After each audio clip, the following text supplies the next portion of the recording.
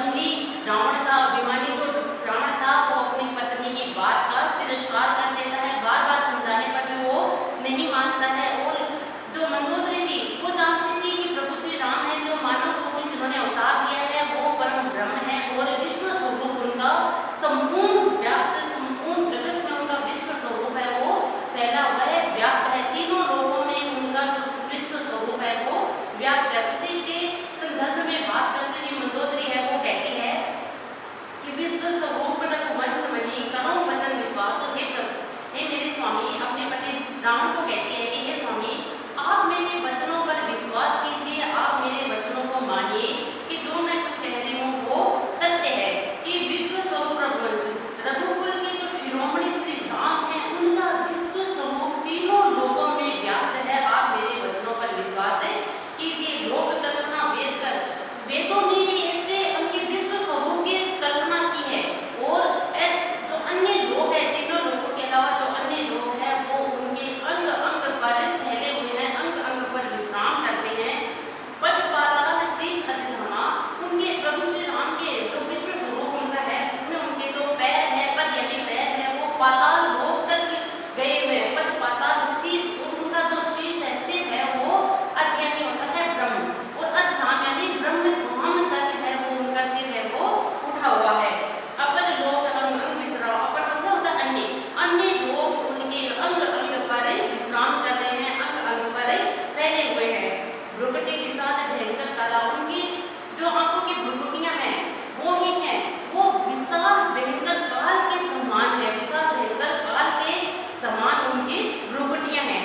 नैन दिवाकर कच घनमाला, और उनके नैन है वो दिवाकर यानी होता है सूर्य, दिवाकर सूर्य का पर्याय, कि उनकी आंखें हैं वो सूर्य के समान अत्यंत चमकीली है। कच घनमाला, और उनके कच यानी होता है बाल, बाल है उनके क्या है घनमाला यानी बादलों की जो माला है उसके समान उनके बाल है वो अत्यंत काले हैं। जासुधान अश्विनी कुमारा, और उनके मैं स्वरूप की क्या व्याख्या करूं, उनकी जो नासिका है वो अश्विनी कुमार है, अश्विनी कुमार उनकी झाड़ी यानी होता है नासिका, जासु यानी उनकी जो नासिका है वो अश्विनी कुमार है। निशि अरु दिवस निमेष कपाल, कि निशि अरु, निशि होता है रात्रि और अरु और दिवस यानी दिन, दिन और रात, दिन और रात उनके निमेष यानी होता है कि पलक फड़कर, पलकों को हम फड़कते हैं, पलकों को झपकाते हैं, तो जो प्रभु श्री राम है जो विश्व स्वरूप उनका है उसमें जो वो पलकों को फड़कन होती है तभी दिन और रात है संसार में होती है। श्रवण दिशा 10 वेद बखाने, और उनके जो कान है वो 10 दिशाओं की तरह है, 10 दिशाओं में उनके वेद है वो उनके बखान करते हैं। मारुत श्वास निगम निज वाणी, और मारुत, मारुत यानी होता है हवा, वायु है वो उनकी क्या है श्वास है,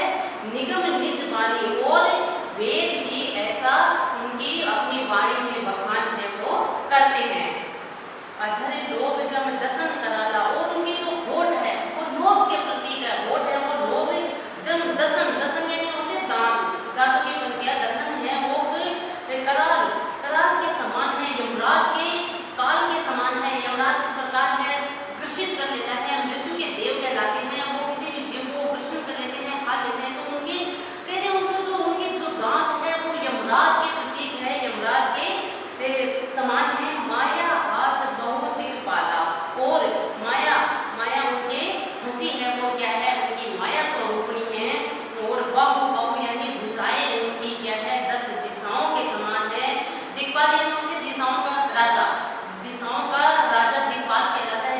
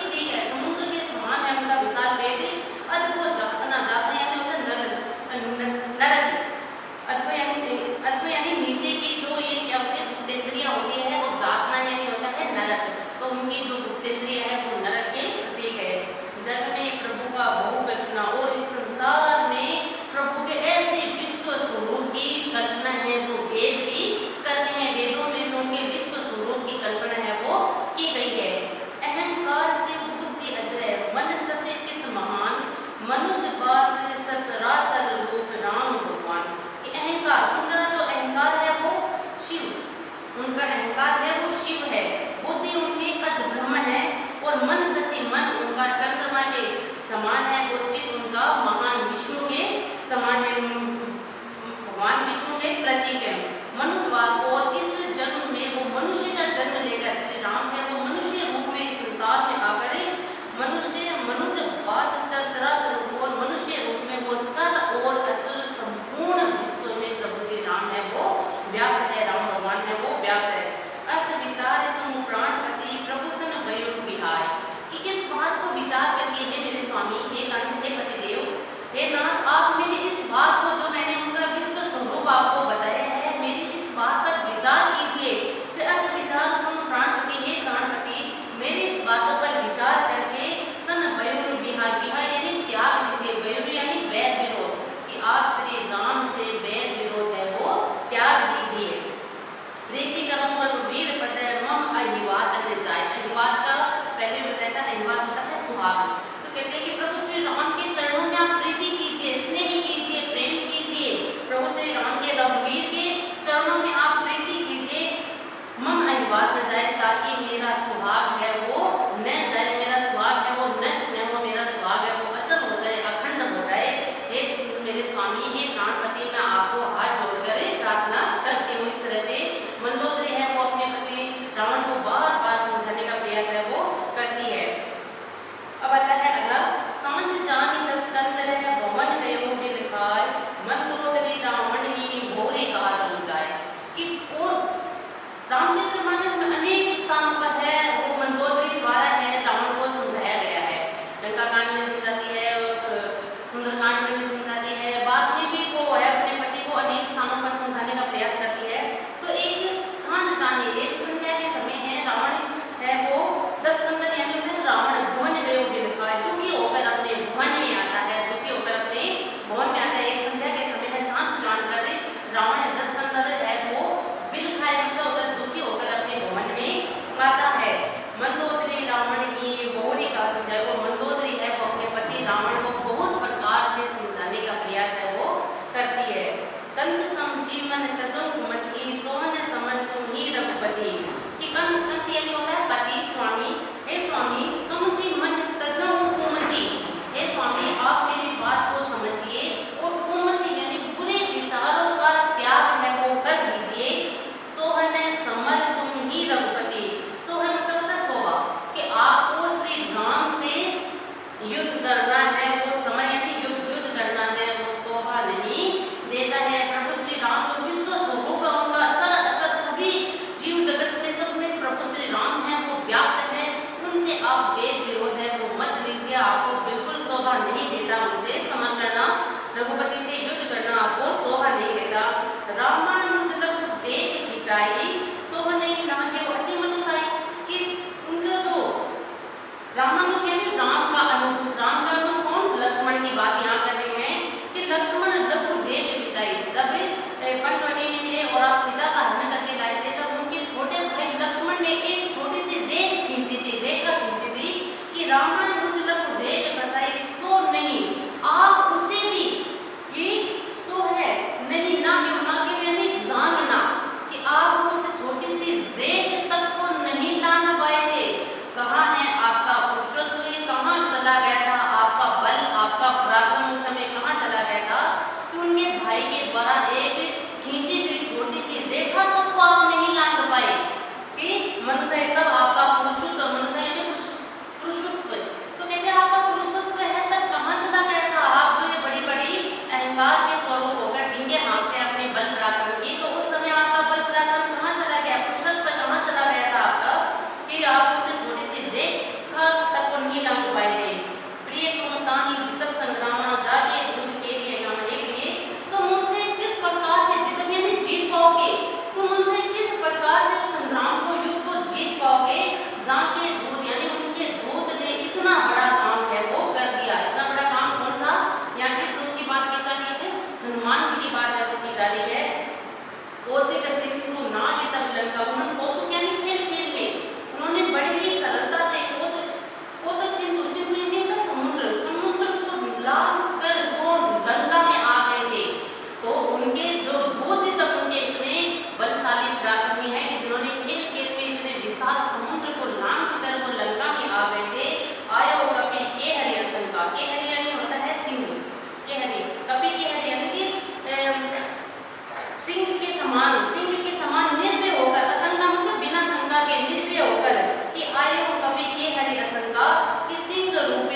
वानर है वो लंका में बिना किसी भय के निर्भय होकर आ गया था, तो आप उस राम प्रभु श्री राम है उनसे संग्राम है वो किस प्रकार से जीत पाएंगे, युद्ध है वो किस प्रकार से जीत पाएंगे। रखवाले हति विपिन उजारा, और लंका में आकर, लंका में आए तो आए और क्या किया, लंका में आने के बाद आपके जो रखवाले थे हत्या की उनकी हत्या कर दी, उनका वध कर दिया, उन्हें मार गिराया। विपिन उजारा, और आपके जो अशोक वाटिका, विपिन यानी वन होता है वो अशोक वाटिका के लिए यहाँ कि विपिन उजारा, और आप ये अशोक वाटिका को तहस नहस कर दिया, उजाड़ दिया। देखते तो अच्छे ही मारा, और देखते देखते आपके देखते देखते आपके प्रिय पुत्र अक्षय कुमार तक को है वो मार गिराया। तो आप सोचिए उनके दूत अगर इतने बलशाली है तो वो प्रभु श्री राम है वो कितने पराक्रमी होंगे, उनसे आप संग्राम कैसे जीत पाएंगे, युद्ध कैसे जीत पाएंगे। जारी सकल पूरे कीने से सारा, सकल यानी उनका सारा, जारी यानी जला देना, पूरे यानी लंकापुरी के लिए कह रहे हैं कि जारी सकल और सारी लंका नगरी को जलाकर राख कर दिया, सारा यानी राख, और सारी लंका नगरी को जलाकर राख कर दिया। कहाँ रहा बल गर्व तुम्हारा, उस समय तुम्हारा बल और तुम्हारा अभिमान है वो कहाँ चला गया था, जो तुम अपने बल के बूते पर अभिमान करते फिरते हो, अभिमान करते हो, अभिमान की डिंगी हाँकते हो, तो उस समय तुम्हारा बल है वो कहाँ चला गया था, गर्व है वो तुम्हारा कहाँ चला गया था।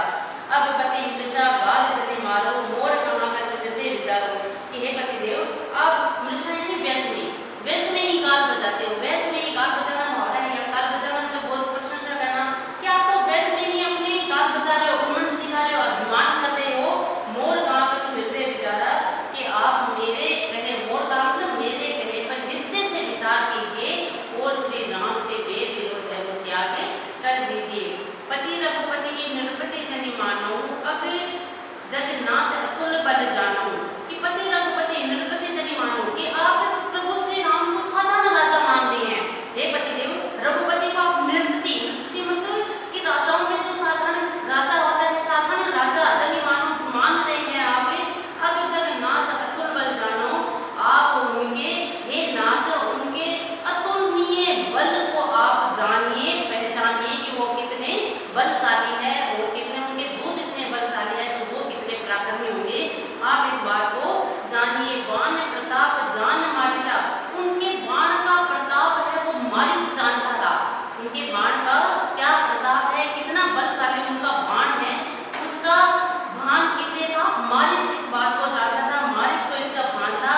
तासु कहा नहीं माने ही नीचा, उसका कहना भी आपने नहीं माना और उसे भी सीता हरण के लिए है वो उत्तरदायी बनाया, उसका उपयोग किया। मारीच ने आपको बार बार समझाया था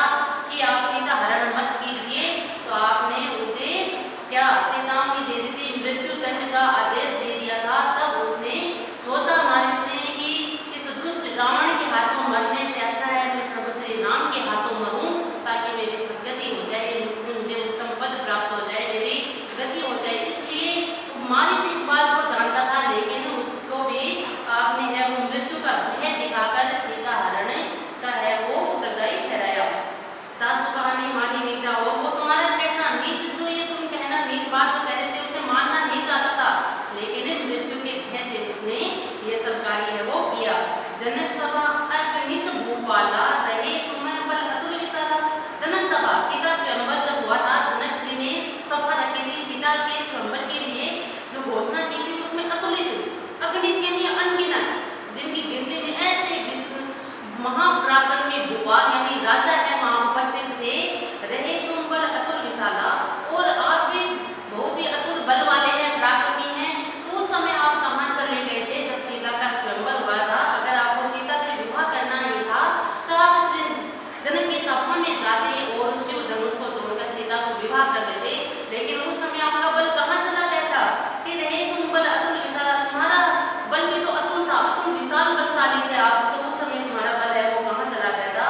भंजी धनुष जानकी विवाही, लेकिन वहाँ शिव धनुष को किसने भंजन किया, भंजन यानी उनका तोड़ना, कि भंजन ही धनुष यानी उस धनुष को, शिव धनुष को भंजन किसने किया, श्री राम ने उस धनुष को तोड़कर और जानकी से विवाह, विवाह यानी विवाह, और सीता से विवाह है वो किया। तब संग्राम जीते किंताई। अब आप सोचिए, आप उनसे संग्राम है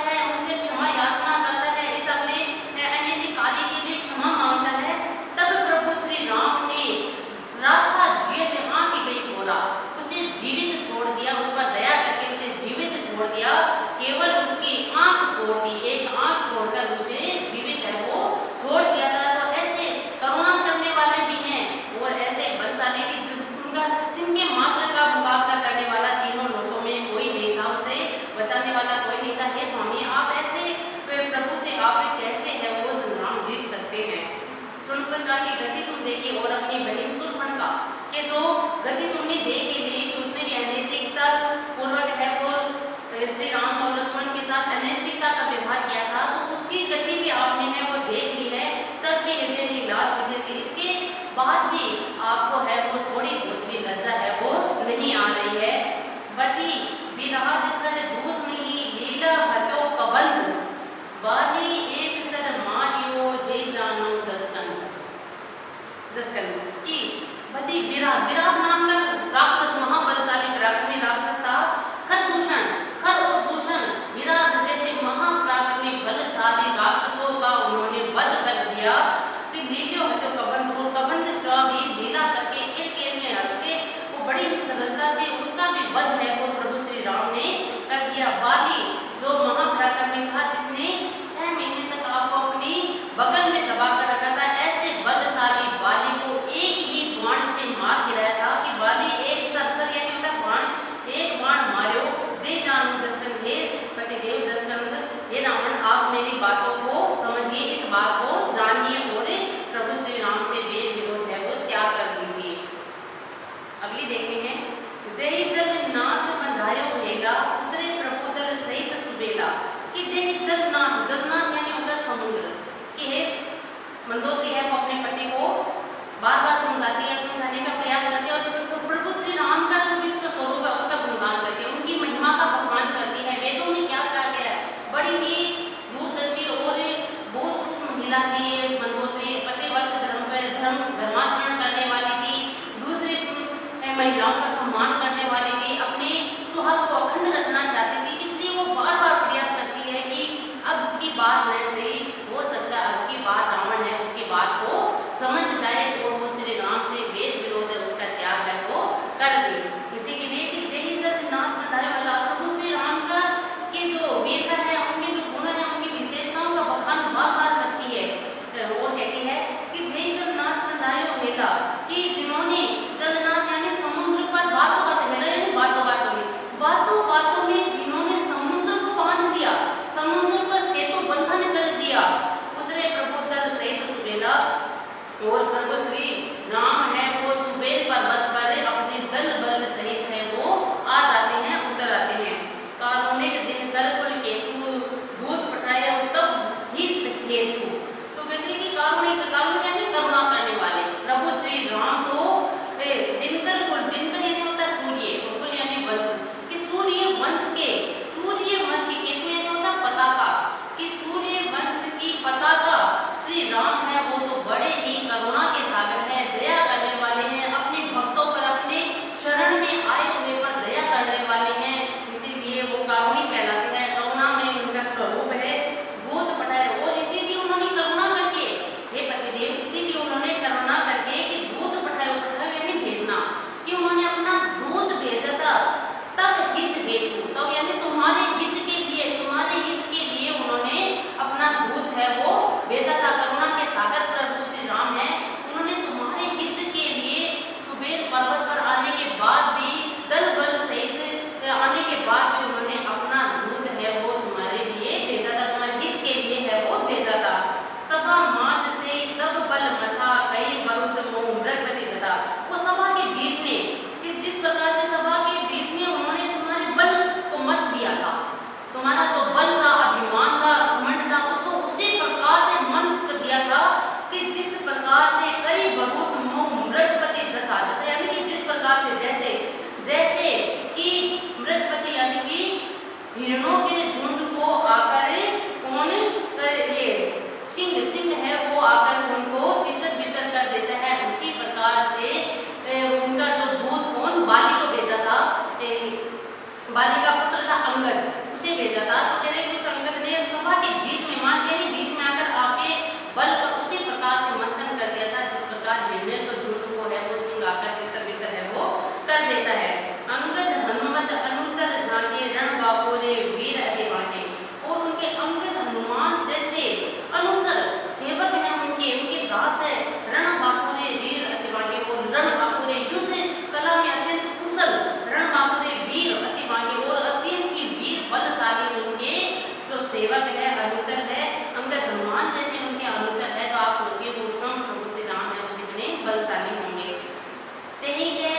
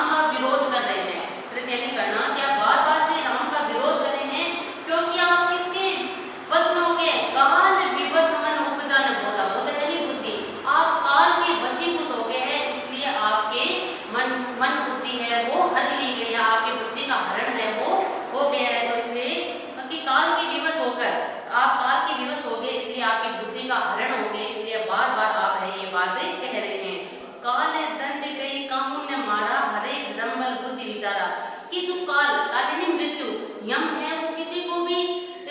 लकड़ी देकर, दंड यानी लाठी देकर है वो दंड देने के लिए नहीं आता है, नहीं मारता है, लाठी देकर नहीं मारता है। हरई धर्म बल बुद्धि विचारा, हरई मतलब हर लेता है। काल मृत्यु जब जिसे मारता है तो सबसे पहले उसके धर्म बल बुद्धि और विचारों का हरण है वो कर लेता है। इसलिए आपकी भी बुद्धि का हरण है वो कर लिया गया है, किसके द्वारा? काल के द्वारा। आप भी काल के वशीभूत हो गए हैं, इसलिए आपकी बल धर्म बल बुद्धि विचार है इसका हरण है वो हो गया। आप आगे की सोच ही नहीं पा रहे हैं। निकट काल जे आवत साई ते ब्रह्म होई तुम्हारी नहीं, कि निकट काल जिसके निकट मृत्यु आ जाती है, जय आवत साई है स्वामी, कि जिसके निकट साई यानी स्वामी हे स्वामी जिसके निकट मृत्यु आ जाती है तो ते ही ब्रह्म होई, उसे भी तुम्हारी नहीं, तुम्हारी मतलब तुम्हारी तरह भ्रम हो जाता है। क्या? अपने आप को अमर होने का भ्रम है वो हो जाता है, अपने आप को अत्यंत बलशाली होने का, अपने आप को बहुत अधिक मानने का उसे भ्रम है वो हो जाता है, तुम्हारी तरह ही उसे भ्रम हो जाता है। दुई सुत मरे दयऊ पुर अजऊ पुर पिए देऊ कृपा सिंधु रघुनाथ बचे नाथ बेमल जस लेऊ। हे स्वामी कि दुई सुत आपके दो पुत्र है वो मारे गए हैं, दयऊ पुर अजऊ पुर पिए देऊ, कि दुई सुत मरे दयऊ आपके दो पुत्र है वो मारे गए हैं, इस पर अजऊ इस पर भी एक प्रियतम आप समझने का प्रयास है वो नहीं कर रहे हैं। कृपा सिंधु रघुनाथ, अब तो आप वे विरोध को त्याग करें, कृपा सिंधु रघुनाथ का भजन कीजिए, नाथ विमल जस लेओ। हे नाथ आपका अत्यंत ही पावन यश है वो तीनों लोकों में गाया जाएगा। अगर आप अब भी समझ जाओ और प्रभु श्री राम के शरण में चले जाओ तो आपका यश आपकी कीर्ति है वो तीनों लोकों में स्मरणीय होगी, आपके तीनों लोकों में यशोगान है वो किया जाएगा। तब बल नाथ डोल नित धरणी तेजहीन पावक शशि तरणी, कि अब जैसा हम सभी जानते हैं रावण का उसने अपनी पत्नी की बात है वो नहीं मानी, उनके भाई विभीषण के द्वारा भी उन्हें बार बार है वो समझाया गया था, लेकिन दम्भी रावण ने इनकी बात है वो नहीं सुनी और परिणाम हम जानते हैं कि श्री राम के द्वारा रावण का वध है वो कर दिया गया। इनके कुल में जितने भी थे वो सब मारे जाते हैं, बड़े बड़े योद्धा भाई पुत्र सब है वो एक एक करके सब है युद्ध भूमि में है वो मारे जाते हैं। रावण था उसका अंत भी श्री राम के हाथों है वो हो जाता है। अब जब श्री राम के द्वारा रावण का वध कर दिया जाता है तो उनका कटा हुआ शीश वो मंदोदरी के आगे आके गिरता है, मंदोदरी के चरणों में गिरता है। तब मंदोदरी उस कटे हुए सिर को देखकर विलाप करती है, रोती हुई कहती है, विलाप करती हुई कहती है कि तब बल नाथ डोल नित धरणी तेजहीन पावक शशि तरणी, कि हे स्वामी एक समय ऐसा था जब आपका बल, आपके बल से ये जो धरती है वो कांपती थी, डोलती थी। धरणी यानी धरती, डोल यानी कि डोलना, कांपना, नित यानी रोजाना ये धरती है वो कांपती रहती थी। तेजहीन पावक शशि तरणी, और आपके तेज इतना अधिक था कि आपके तेज के आगे अग्नि सूर्य और ये अग्नि चंद्रमा और सूर्य इनका तेज भी फीका पड़ जाता था, इनका तेज भी है वो कम पड़ जाता था, कि आपका तेज इतना अधिक था कि आपके आगे अग्नि चंद्रमा और सूर्य का तेज भी है वो फीका पड़ जाता था।